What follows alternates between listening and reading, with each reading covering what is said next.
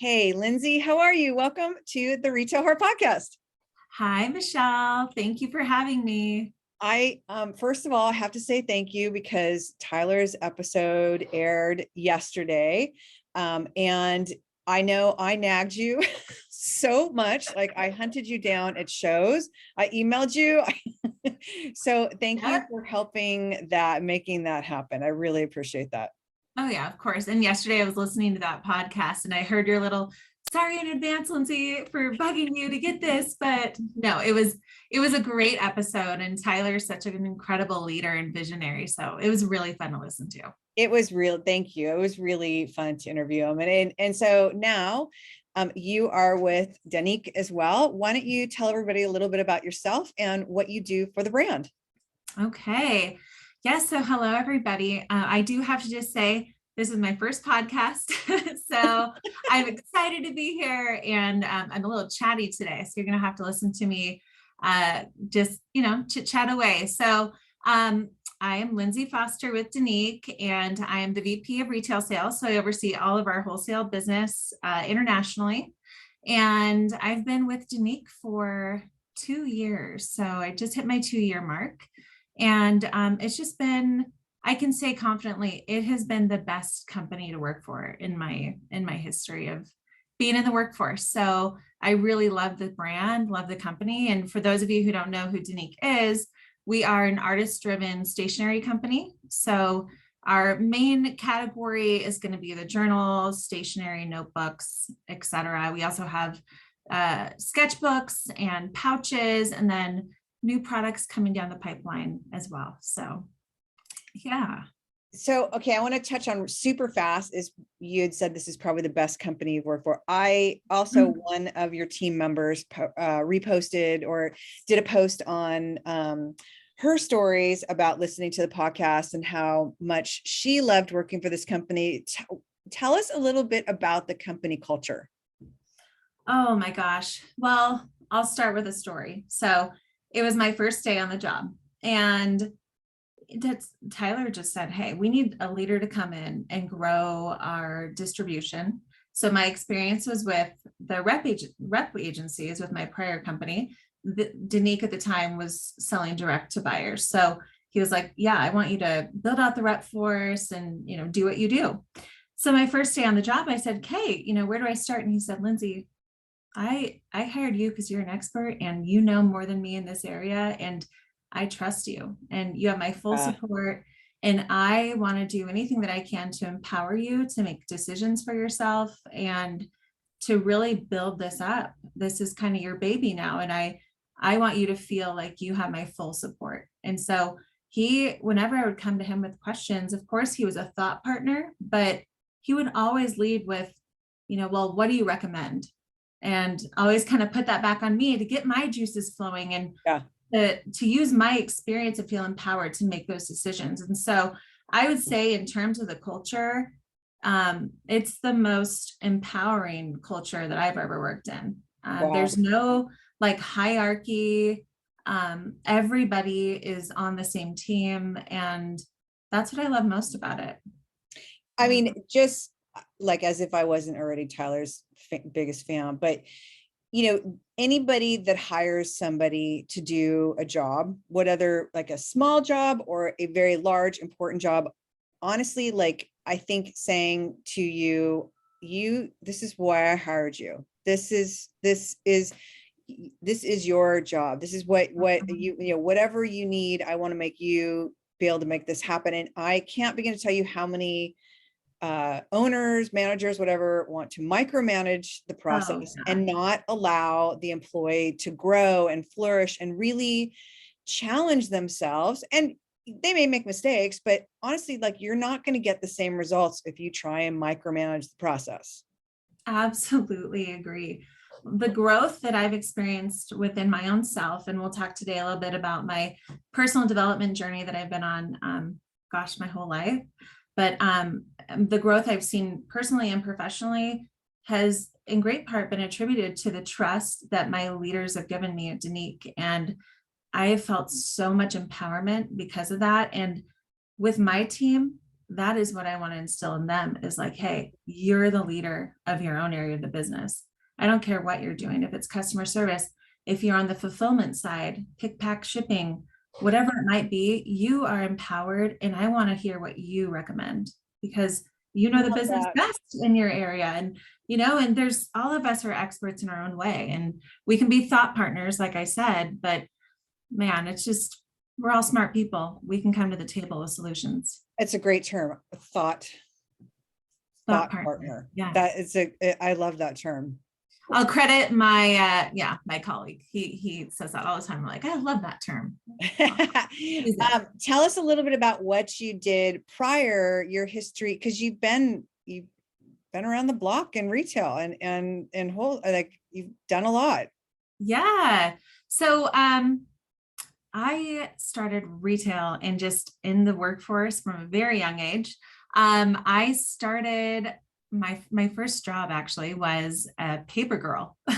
So how odd that now it kind of oddly is. Oh my gosh, look at that. I didn't think of that at all. Paper. Yeah, I am a paper girl. Oh, that's hilarious. Well, so starting out, I was born and raised in LA. Grew up there in La Cañada. I don't know if you're familiar with La Cañada, which I'm sure you are. My dad retired and said, we're moving up to my favorite vacation, or not vacation spot. I guess it became that, but his favorite business trip spot, which was Coeur d'Alene, Idaho. So I spent my middle school years, high school years in Coeur d'Alene. And have you been there before? I haven't. I know I've heard so many amazing things about it. And my friends have moved there and I look at their life and I'm like, oh yeah, life. It's gorgeous. And of course, you never know what you have until you move away or you lose it. So that was the case with me because I live in Salt Lake City now, which is close to where Denik is. But moved to Coeur d'Alene, Idaho, and it's just a beautiful, beautiful area of the northern panhandle area of Idaho. There's trees everywhere and many, many lakes. And it was just the life, a resort town, tourist town. So my mom said, okay, kids, you're 12 and 15 and whatever else. We need you guys to get a job. So it's like, okay, what's she going to come up with now? What chore can I do? She's like, I want you to become a paper girl and a paper boy. It's my older brother. So I got a paper out and I have to say I was the laziest paper girl there ever was. It was not unusual, and this is so embarrassing to admit, but for the neighbors to start walking down the street at like 5:45 in the morning saying, Judy, Lindsay didn't deliver the paper on time, and she was just mortified. So yeah, it was I was a slacker, but my mom was always looking for just opportunities for us to grow and to learn. And so I see now, like, that was her trying to shape us as little entrepreneurs ourselves. So I do have to appreciate my mom for that. But that was my first job at 12. I apologize because I've stopped kind of asking that question. And I know you were totally prepared for that because you listened to and it's so funny that I was doing it every one of the podcasts. And then it was like, are people getting bored asking, like listening to this? And so I'll go back and forth. Like, it's funny how the formats kind of changed, but I'm glad that you had brought that up because yeah, I figure it's, I'm technically a millennial. So I know when you've talked to other people before, you're like, millennials don't want to work when they're young. And I'm like, no, I was in the workforce at 12. So that's amazing. 12. And I know, okay, for the record, it's not all millennials. No, just and then, so you went from paper girl to. Yeah. So once the paper girl thing didn't work out, my mom was tired of walking around to collect the money that I should have been collecting. She was like, okay, we're done with the paper out, but I'm going to take a second chance on you, Lindsay, and I'm going to hire you to work in retail with me. I said, okay, what's this going to look like? So I was 15 at the time. She was the store manager down in the touristy part of town on Main Street called the Original Penny Candy Store. Mm-hmm. So I worked in the most magical candy store there ever was. And it's no longer there, but it was on Sherman Avenue in Coeur d'Alene. We had over 450 candies from many, many countries. And I would sit there and try all the candies all day. And I became a Jelly Belly mixologist. I would put like a root beer Jelly Belly together with like a vanilla one and make a little root beer float. But no, so that was my first real retail job. And then then when did you, okay, so you went from retail to, you went to college. Yep. And then College. prior to Denik, what were you doing at? It was Vandore. Prior to yeah.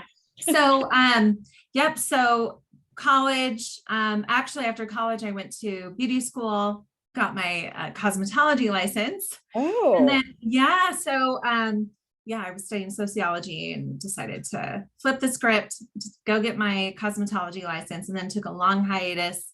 Yeah. So, have you ever used it? Yes.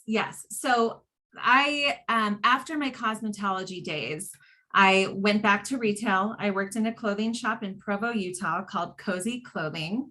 And that's where I really began to love the retail world and just the apparel world. And I kind of enjoyed the selling part, which I didn't really have much experience with before. So I enjoyed that. But during that time, I had sort of a 10-year hiatus with my health.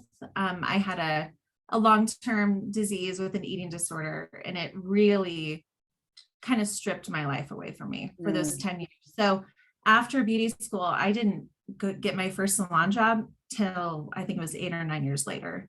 Wow. So yeah, but during that whole time, I worked in a restaurant and I was bartending, and it was a tough time. It was really tough, but because of the strength of my family and friends, I was able to, get the help that I needed and, begin recovery. And so I've been in recovery for 12 years. So that's just really important to me. Going through that and working in a restaurant, that seems like well, the candy store, right? So it started when I was really young, just the struggle with trying to be perfect, right? So there's so many layers to how this disease unfolded. It's perfectionism, and it's trying to control, a lot of control elements to that. And then just not being able to control myself around food and other things. And then, there's so many layers to what really contributed to the actual eating disorder. But man, to this day, I feel like I had to go through that in order to realize my strength. If I can get through that, on the other side, I can get through anything and I can accomplish anything, because it's the hardest thing ever, in my opinion. I've heard that. I think any addiction, it's not like you just decide one day, oh, I don't want to do that anymore, and it magically just stops. I'm sure there's some people that can, but I don't think by far and large, that's the reason why AA and every other recovery program works, because it's most people aren't able just to stop doing whatever it is that you are addicted to. And it's, man, that's bravo for you. But I agree, like all those lessons that I think that you learn in a situation like that, and all the tools that you learn, you have to be able to apply them to, we obviously have to apply them to real life, but I think for real situations, I'm sure that a lot of those tools help you today. Yeah, absolutely. And coming out on the other side of that, it gave me my confidence. I was able to start learning real self-confidence and self-love after all of that. And it's been a really important part of my journey now. So the self. We digress. I never answered your question about. It's all right.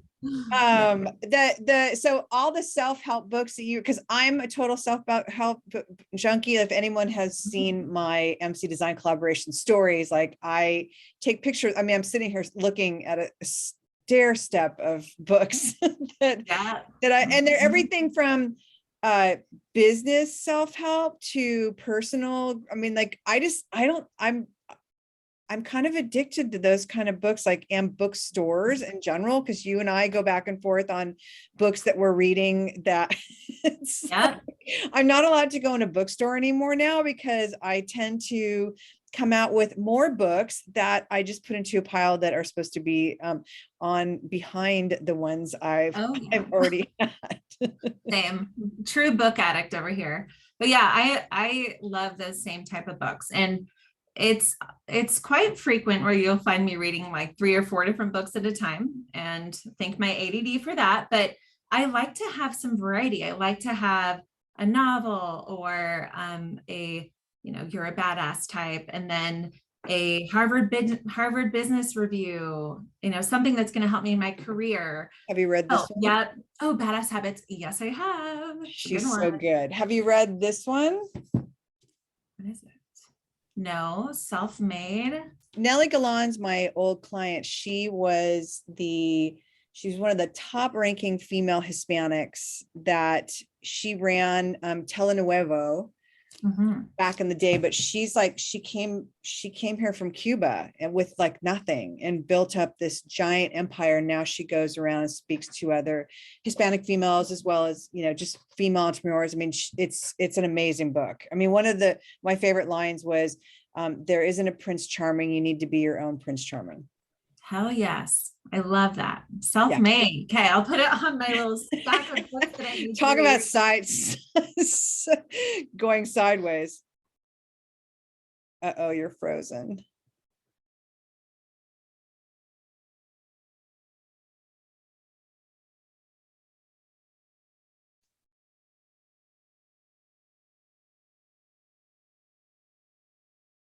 Catherine, the Zoom just froze.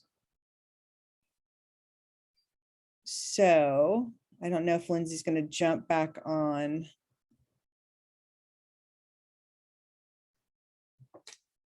There you are. I think we got cut out. You froze. And then I was just talking to my editor saying, Catherine, the Zoom froze. So she's going to edit that part out. But it's how's your connection? Because I've got full bars.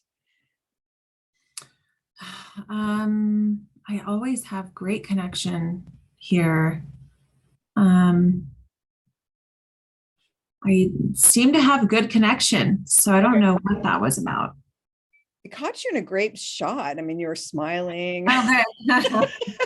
Okay. So we'll start it. We'll start it again. Catherine, go ahead and start it right after this. So tell me a little bit about your job prior to like what your street cred was that got you that amazing job. Yes. So I was cutting hair, and a client's friend of a friend said, hey, there's this local manufacturer in Salt Lake City called Vandore.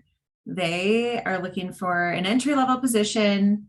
And I think you'd be perfect for it, because I was already selling hair extensions at the time. So I decided to go for it because any hairdresser will tell you that a salary is very comfortable, you know, and I was looking for a salary after doing hair for a while. So I went to Vandore and I got that job as customer service. And then I stayed there for 8 years. And that company really helped shape me as someone in this gift industry. And if you don't know who Vandore is, so Vandore is a licensed collectible and drinkware company. Yep. So yeah, that's what I thought. I was like, wait a minute, because I think I've purchased Vandore for one of my old pharmacy accounts. Yes, you definitely. All the licensed stuff. Yes. Yep. That's right. So I just continued to accept new positions in the company. So started at customer service, moved to a coordinator, then moved to inside sales rep, and then from there, field sales manager. So I was overseeing all the rep groups. And then from there, key account manager, and then specialty sales manager. So kind of done it all. I mean, it gave you an education that you've actually, I mean, I've always said this, that I think the strongest managers and the strongest leaders are the ones who have literally done almost every single job from the ground up. I mean, I've worked in a stock room. I've been an assistant manager. I've been a manager, but I think the only way you're able to lead people is to understand what that job is, and that you have done it already as well. Yep. I agree with that for sure. Yep. So I was able to carry that knowledge with me to Denik. And it's funny because it was January of 2020. Vandore had just been acquired by BioWorld.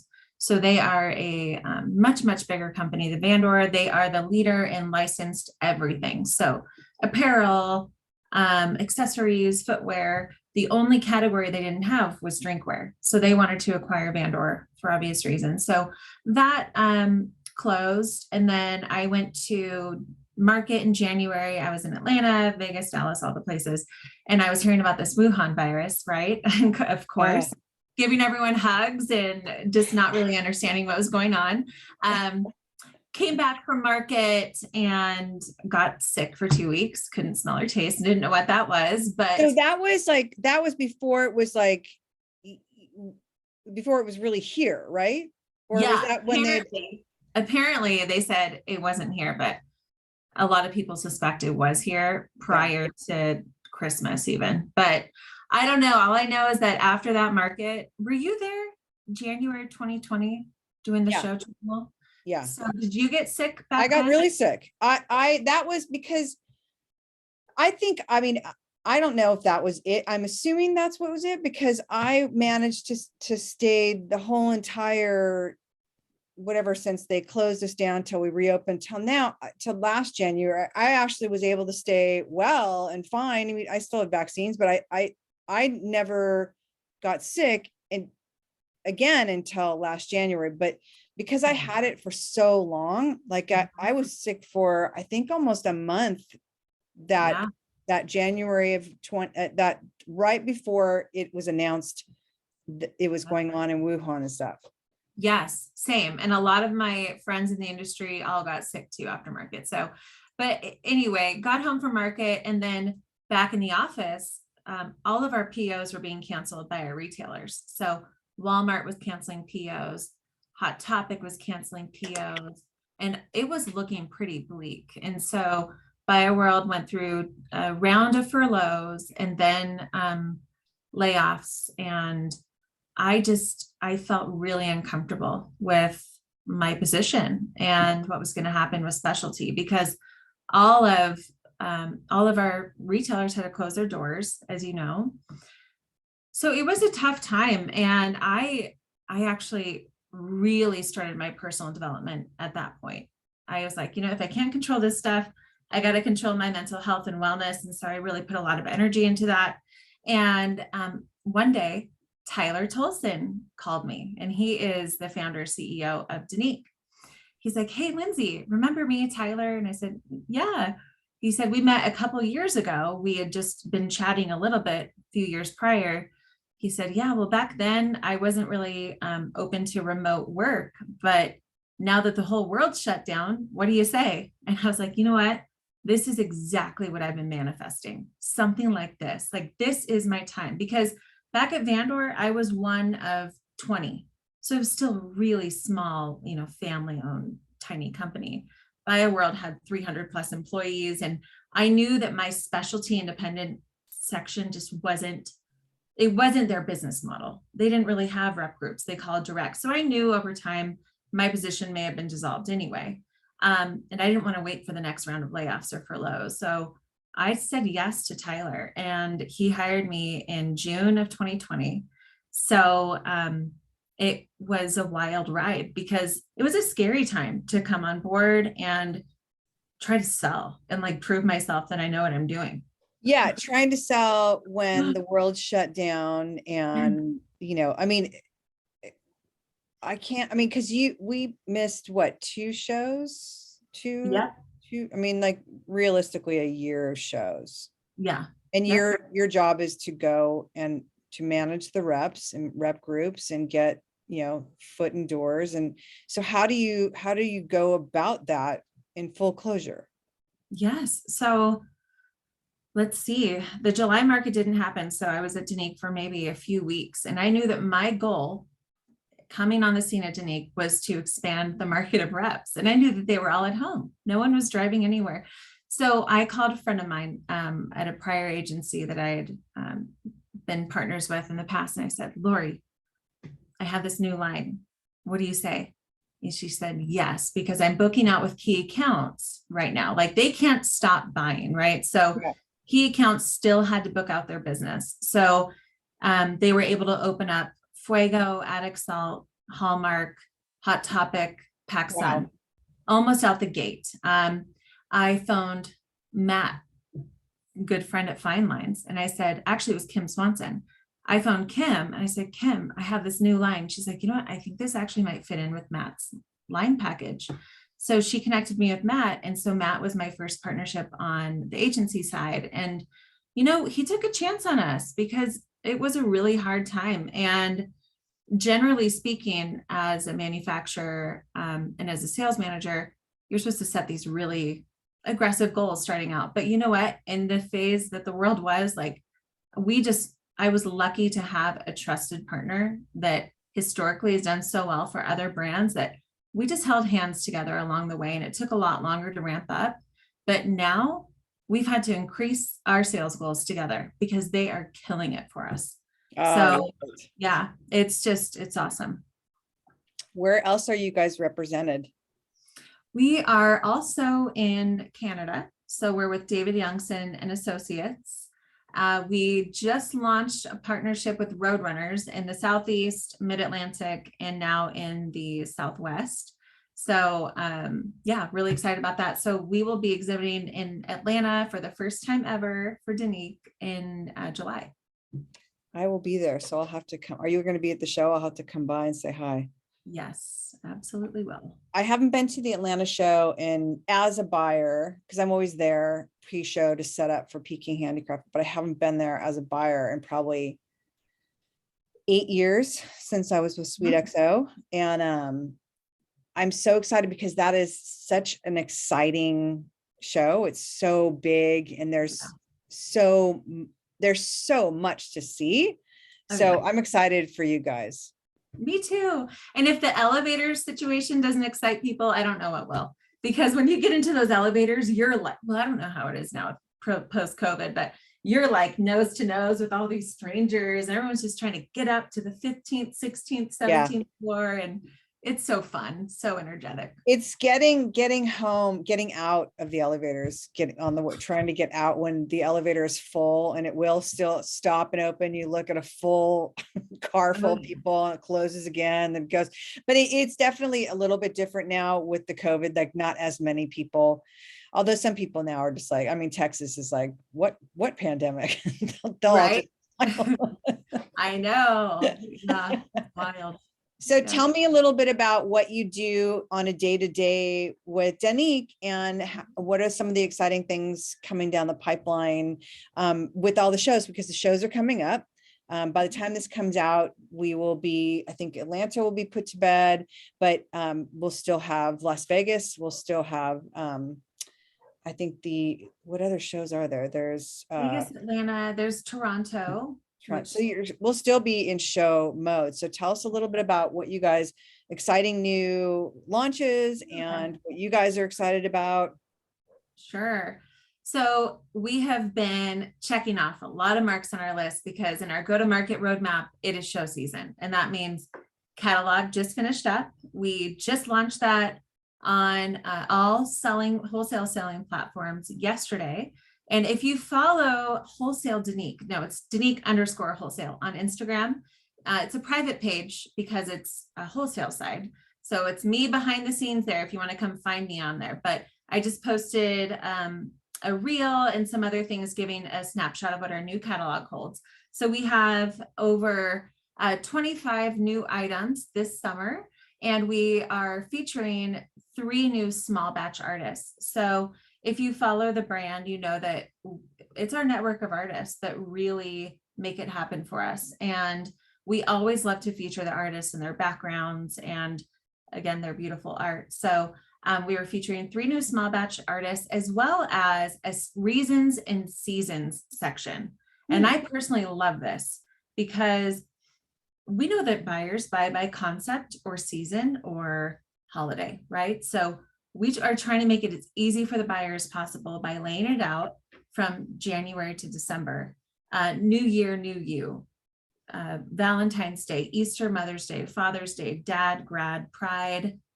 We Oh, so also you're kind of have, like grouping your catalog already, and you're kind of making it easier and kind of grouping them by categories. That's brilliant. Instead yeah, of it so just by being category. all, because I think that gets overwhelming to a lot of buyers. It's like, I mean, I know even for me, when I've stood there at the wall at Fine Line staring at all the art, because it is all, they're all amazing. And it's, we buy in specific concepts. So I have to be, it's tricky when you may love something. It's like, I want to buy this so bad. And then, but it's, it gets down at the end of the day. It's like, where's it going to go? What does it go back to? Is it going to end up floating just aimlessly through the store because it doesn't have like, the strongest concepts? Obviously everything's cohesive. So when you have, Yeah.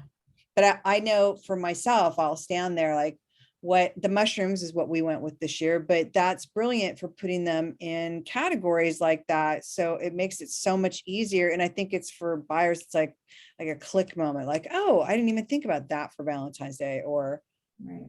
Yeah. And I know that I have a buyer's attention for a minute, especially at market. It might be 1 second as they walk by. So if I can help them concept what their vignette's going to look like, or how something can plug and play the right way and the right seasonality, then my job's done if I'm making their job easier.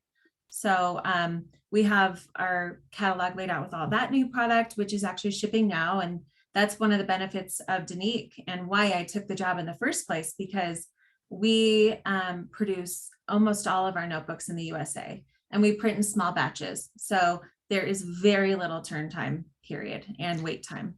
I will say this, because obviously with the pandemic and with the supply chain issues and everyone, I mean, like, I know for me for holiday, like I have one vendor, I'm not going to mention who it is, but I had 40 something items. I got 2 items off of it, like a butter dish and dish towels. And, I mean, it's like, I think that if anything, that it's taught people, buying US goods, yours are not more expensive, but I think the big pushback from a lot of people are like, US goods are so expensive, because they are more expensive to produce, but your price points are not like that, those kind of price points they're talking to. And I think that if you staying in US goods where you're going to get your product is the way to go now. I mean, I think that's how a lot of people, I hate to say it, should be kind of looking at, like, is it produced here? Am I going to get my goods at the end of the day?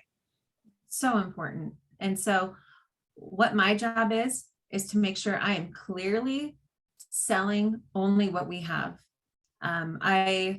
Generally speaking, in this role, you want to pre-book out a lot. And I do with my key accounts, of course, but I find that our retailers just want what we have now. And so we try to keep inventory on hand that we're able to sell and ship right away. So that's what my goal is. What are some of the big trends that you are seeing that you love, that you guys are putting out, or trends that you have been doing that have been expanded? Yes. So I have to say, the mushroom, it is Love wildly me the crazy. mushrooms. Oh my gosh. And I think it was it was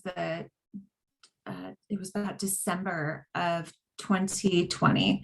And we had to publish a new catalog, and we were all done with it. And then one of our artists, Zoe Woodard, she's amazing. She has, I don't know, 500,000 followers on Instagram. She sent us some really cool mushrooms.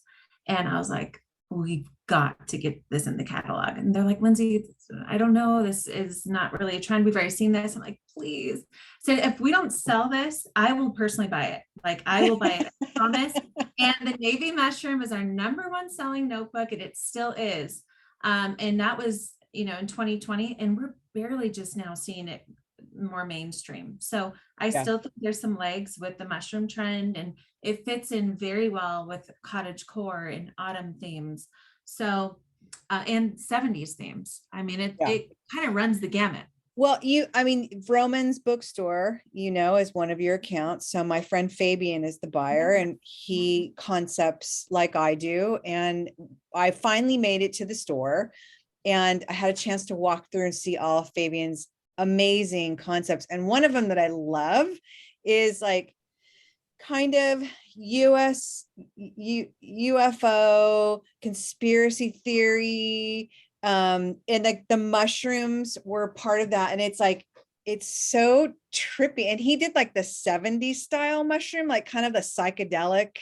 Yeah. So Love good. it. And I love his turn on that. But I'm going to say this, that the mushrooms are just breaking the ground, because if it's anything like the stupid sloths and the stupid unicorns, Mama.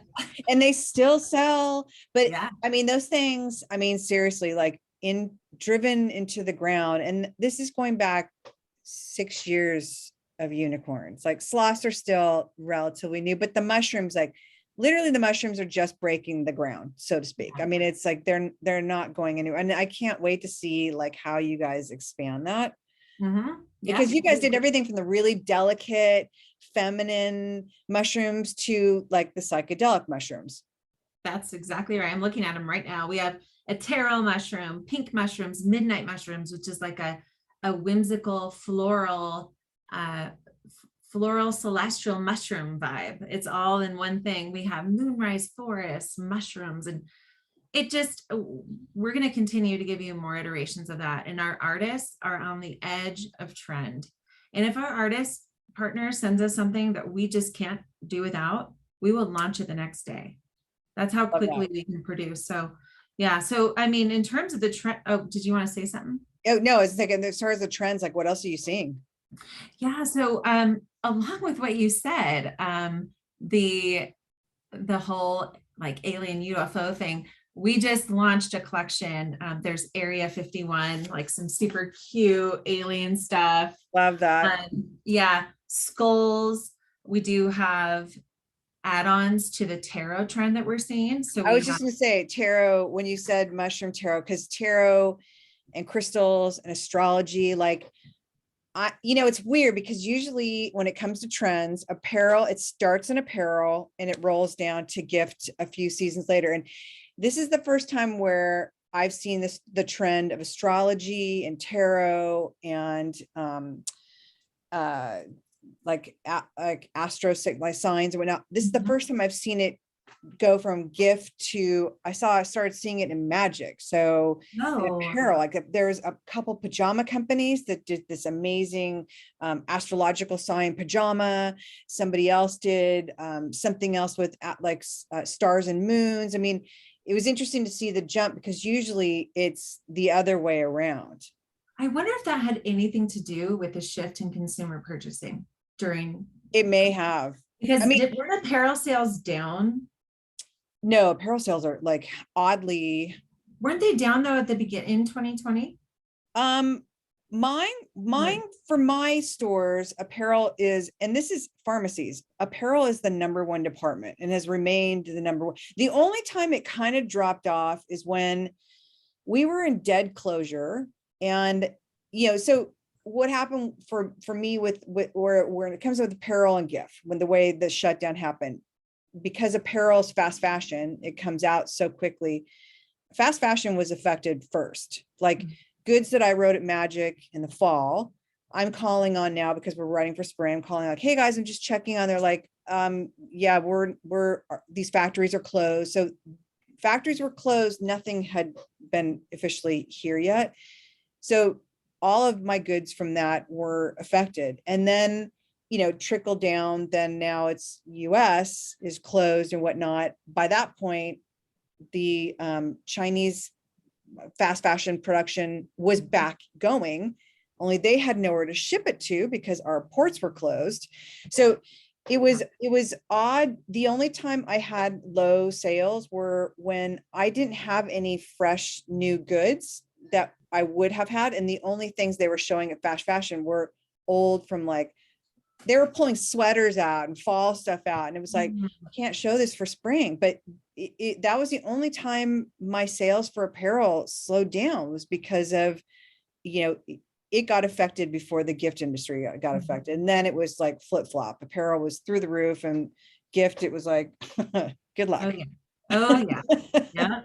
Well, we always look to apparel trends to see what's going on. And a trend that we see coming down the pipeline is cross stitch, Mhm. knitting, crochet. Yep.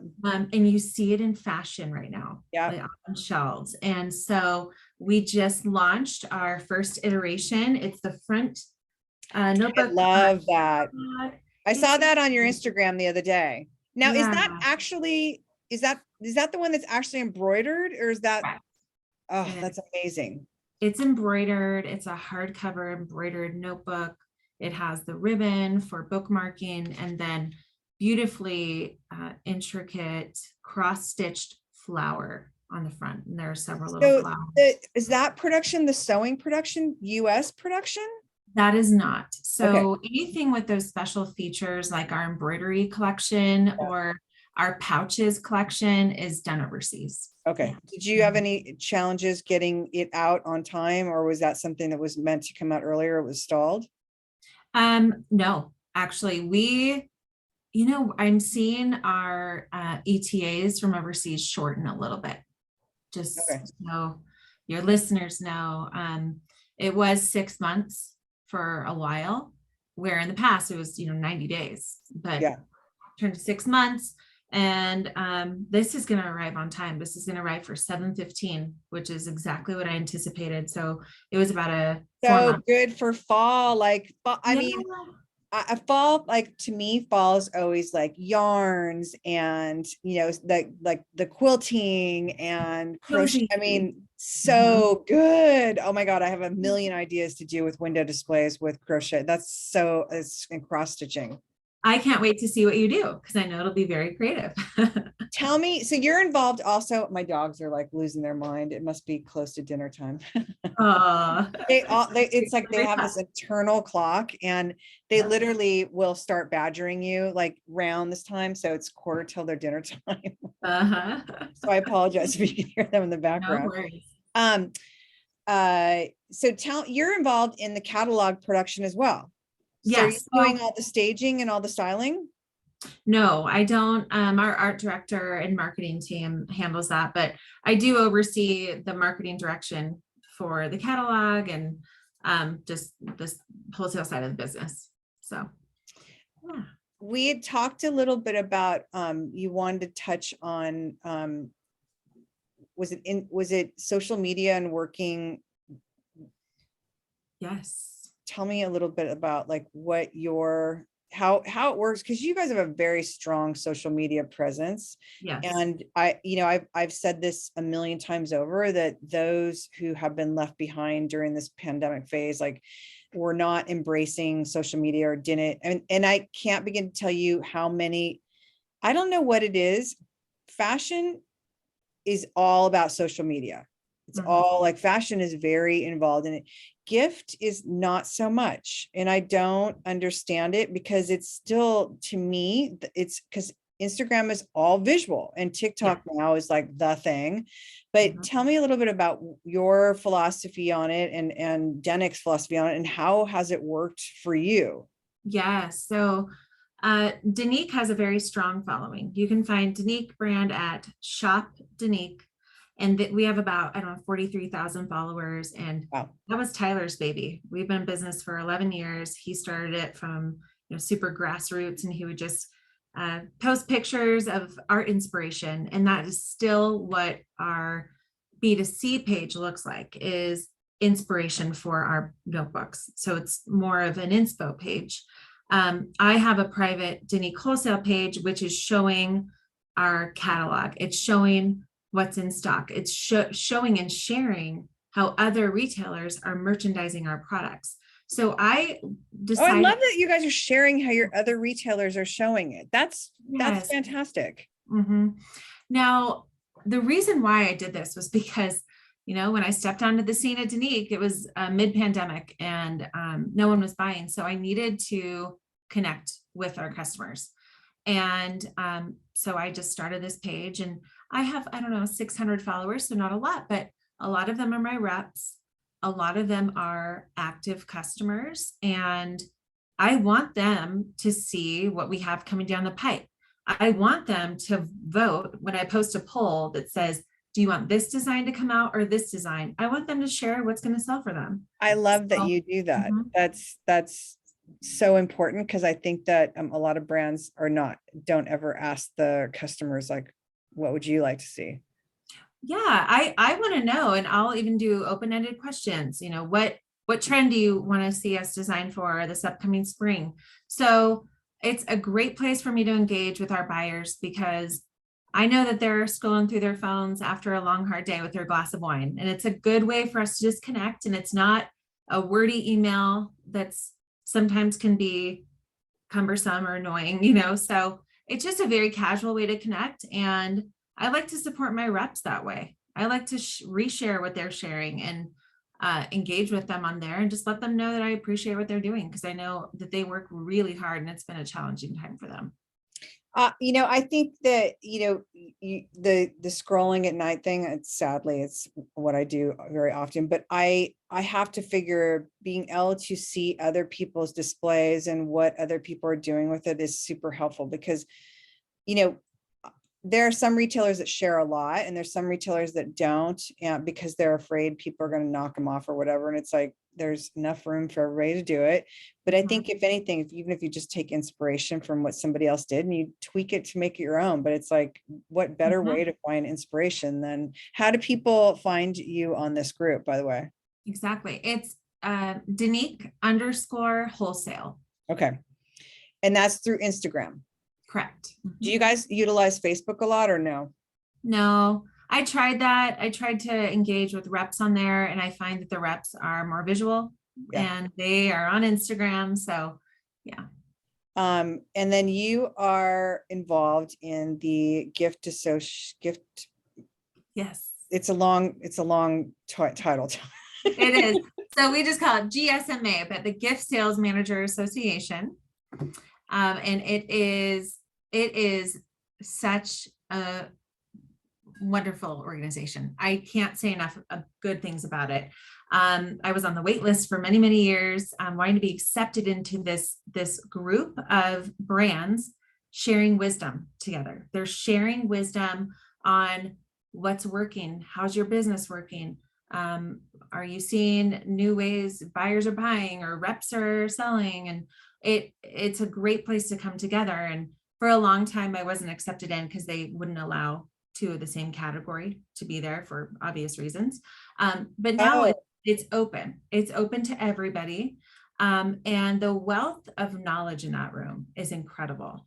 You have leaders from Nora Fleming to Pagan Handicraft to, I mean, it runs the gamut. There are very strong sales leaders that are in this group, and we do so much sharing and trainings and just share wisdom. And it's been a big gift. I love it. So I am on the planning committee for our first ever road show. And it's because the in-person meetings are still really hard to do, but we are putting on 3 shows at market this season. The first was in Dallas a couple days ago. The next is going to be in Atlanta, and the final will be in Las Vegas. And yours truly, Michelle, will be our featured keynote speaker in Las Vegas, talking all about visual merchandising tips and tricks that us as brands can reflect on, or retailers, right? So I'm excited. Because I know there's a lot of retailers here. Tell everyone what a sales manager is, because I think that if you're a retailer, you're like, what does that mean? I don't even think, to be honest, I don't think even a lot of retailers deal with the sales manager. They deal with their sales rep, and their sales manager oversees their sales rep. So I don't even think people know who. So talk a little bit about that, because just that's to me, I think is retailers should know and should understand, because it's a vital part of the industry. Oh yeah, good question. So we are behind the scenes helping to make sure that our products are being marketed to you and that your orders are being shipped. We are really helping to coordinate that with the fulfillment team and the accounting team. And we work very closely with our marketing team to make sure we are bringing in the best products that we can for your stores. So that's really what I'm doing, is I'm here to help. And I really think sales, it's such a sleazy word. I've never liked it. A word that I like a lot better is just a helper. We are just here to help you. And the customer care team, falls under the sales / helper funnel. So we're all talking. If there is some feedback on a damage, or if there is some feedback in general that you love our product, we're all talking, and I'm hearing about that, and it helps me know where to steer the business. And so, that's really what a sales manager is doing, is steering the business. So if for the reps that are listening and they want to be part of this group, how do they, because I think I'm glad they opened it up to everyone, because I think I get they don't want conflicting brands, but it's not like you're giving up the secrets of the industry, but you're sharing what is happening within the industry as a whole. And I think that's only going to make the wholesale industry stronger. Exactly. We have to rely on each other, because man, if a few of us fall off, imagine the options to put in your store. They go away. So we have to rely on each other. Yeah. It's so important. But you can find us. It is, I have my phone on airplane mode so I don't interrupt the call, but it's Gift Sales Manager Association. So I bet you could just Google that word, Gift Sales Manager Association. I believe it is a .org, but don't quote me on that. And I think what I'll do is if you will send Elisa the links, and then we will post all the links in our show notes. I mean, most of our retailers are or most of our listeners are retailers, but I do know there are wholesale reps that do listen to this. And I think that this is equally as important as the information for retailers, for wholesalers to hear and to be involved in it. So the roadshow, what does the roadshow look like? I mean, I know what our event looks like, but what did you guys do in Dallas, since it just wrapped up? Yes, in Dallas, we had a family feud of sorts where we had buyers and reps on the panel, buyers of, retail buyers who were answering questions and sharing their insights and knowledge, and also what they want to see from brands. So that was very fun from what I heard. I wasn't able to be there, but that was happening in Dallas. And then of course, Vegas, Atlanta. I am not able to share the details on that one yet, but stay tuned. So yeah. And we will be renting out conference rooms for these events, and we'll have some cocktails and some light bites, and it'll be a really nice way to network and get to know everybody. That'll be great. And if people want to join, is it retailers or no? It's wholesale, it's reps only. So if it's actually brands. Okay. It's brands. So it's the manufacturers, but we want to glean insights from our reps and from our retailers. Gotcha. So from time to time, we'll be calling on either reps or retailers to join in, because it's like a focus group. Like we want them to share with the brands what they want to see from us.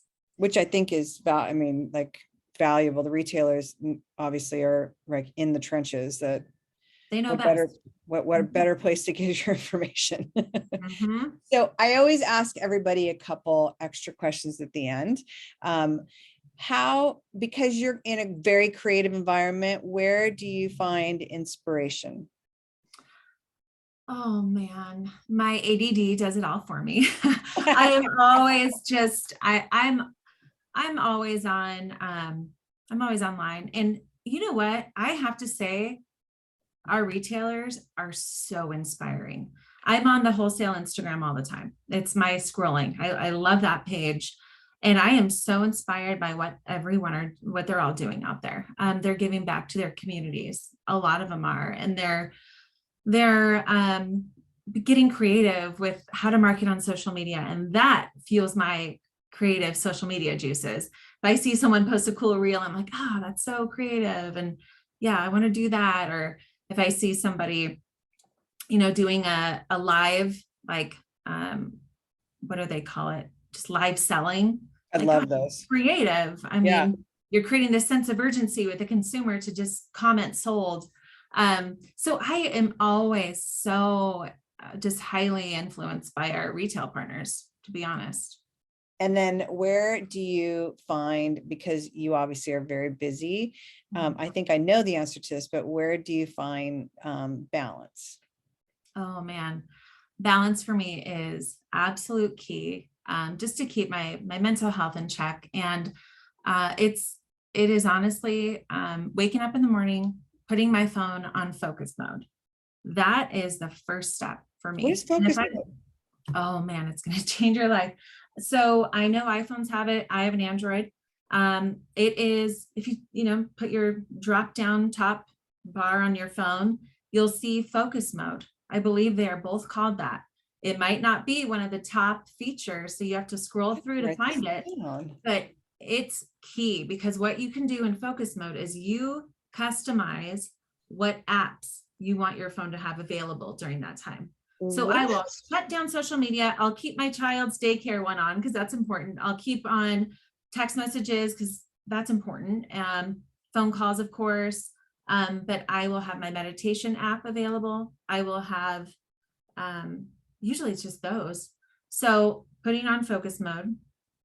Are you still there? Oh, yeah, sorry. I'm like mind blown. Like now my head is like, oh my God, I can put focus mode on at night. Like, if I don't put on focus mode. Oh, and I got it from this book called The Focus Effect. I highly recommend it. Okay.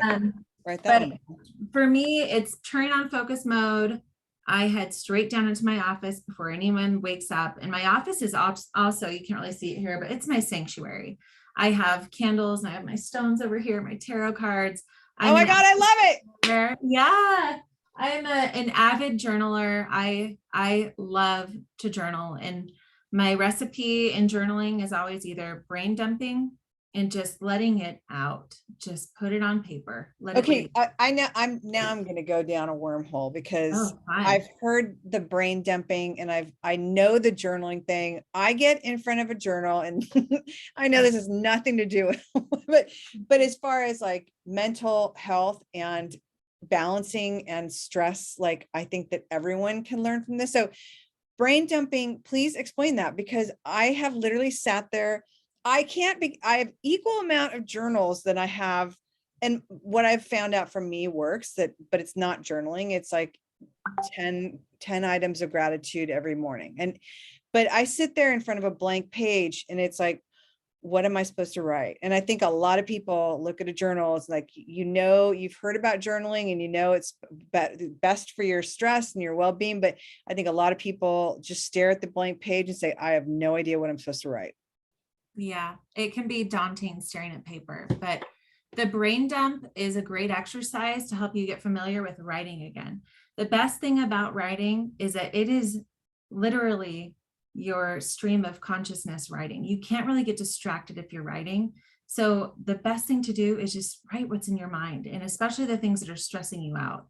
So if I know I have a million things to do the next day and I can't sleep because I'm thinking about it, I will open up my notebook and just be like, call with so-and-so, need to do that. And it might turn into a checklist, and it might. And that is actually super helpful, because then the next day you can start prioritizing. Yep, this brain dump item. Another one for me is using brain dump to work out why I'm feeling a certain way. If someone ticked me off or I'm feeling these emotions get all crazy inside of me, I'll write down why. And shred down the layers, kind of like an onion.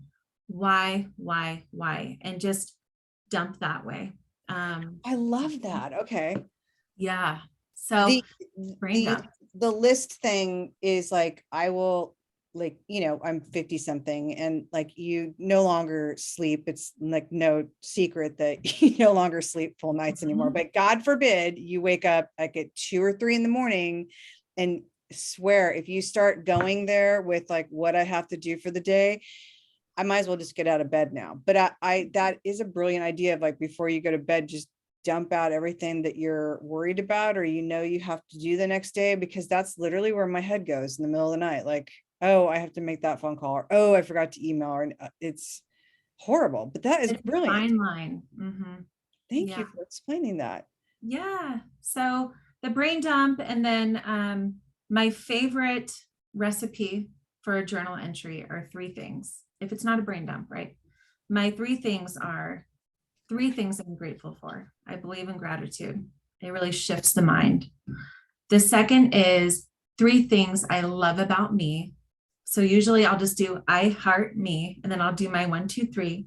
And then the last three is 3 affirmations that I need to hear for myself that day. And that just sustains me and gets me so fired up. And I love affirmations. I believe in them wholeheartedly.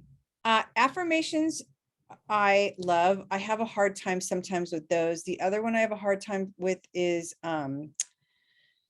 intentions. Yeah. I think because the verbalization of intentions is very woo-woo. And, I did styling for the girls from Energy Muse. They created a book called Crystal Muse, and I did all the styling on the book. And it's Erica, who was our model. She's also worked in the offices. She is brilliant at writing and just speaking beautiful intentions. I am beautiful. I am strong. I can do anything. And when you're like, you go into a yoga class, set your intention. I will literally sit there like, I've never really loved that word either. It's like, okay. I think the best intention for me is to just always be in the present. Like, other than that, I don't know what intention I need to do. Like, it is kind of a woo-woo word, like set an intention. Don't tell me what to do. I literally will sit there. I'm like, and I'm racking my brain. Yeah. And this is like an industry I'm like around all the time. Like, why can't I come up? I think I overthink it, but I love this 3 gratitude, 3 things I love about myself, and 3 affirmations. That is the best way to end this call. I am so honored to have you here in your time. And it was so great to get to know you, because I have grown to adore you we met through social media and then in person. And I honestly consider you a friend, and it's like so lovely to get to know you so much better and hear some of these amazing things. And like the brain dumping thing, I'm sorry, I'm like doing that starting about right now. Awesome. Well, thanks so much for having me on. And I think that you're doing such an incredible thing for this community. There is nothing out there like this that you're doing. So you are like a magnet, and we can't help but gravitate toward what you're doing. So thanks for having me on and sharing yourself with us. Gosh, thanks so much. I really appreciate that.